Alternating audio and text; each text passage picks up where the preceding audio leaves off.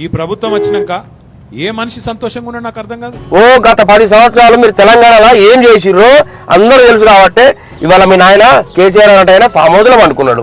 కాంగ్రెస్ ప్రభుత్వం వచ్చిన తర్వాత మరి రేవంత్ వచ్చిన తర్వాత ఏం చేసిండు, సంతోషంగా ఉన్నారా అని మాట్లాడుతున్నాం. నేను సామాన్యుడిని, నాకు రేషన్ కార్డు వచ్చింది, ఇందిరమ్మ ఇల్లు వచ్చింది, నాకు ఇంటికి కరెంటు బిల్లు ఫ్రీ వస్తుంది, ఇంకా నాకేం కావాలి? పేదోడిని నేను.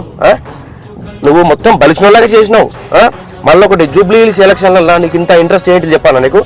నువ్వేం దందాలు చేస్తావో, నువ్వు దీని మీద ఇంట్రెస్ట్ ఉందో అందరికీ తెలుసు.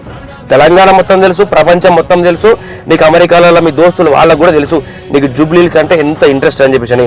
అది దేని గురించి ఆ ఇంట్రెస్ట్, ఆ దందాలు ఇంకా ఉన్నాయి, అవి అందరికీ తెలుసు కాబట్టి నేను మాట్లాడతలేను.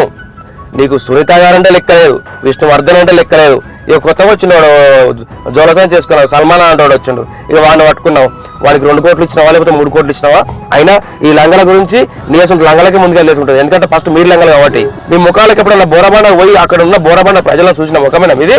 మాగంటి గోపినాథ్ పేరుకే ఎమ్మెల్యే, అక్కడ ఎమ్మెల్యే పేరు మీద నువ్వు దందాలు చేసుకున్నావు, ఇంకేందా చేసుకున్నావు? నువ్వే మంత్రివి అక్కడ, మొత్తం జూబ్లీ హిల్స్ మొత్తం నీదే. జూబ్లీ హిల్స్ అని మాట్లాడుతున్నావు. జై తెలంగాణ.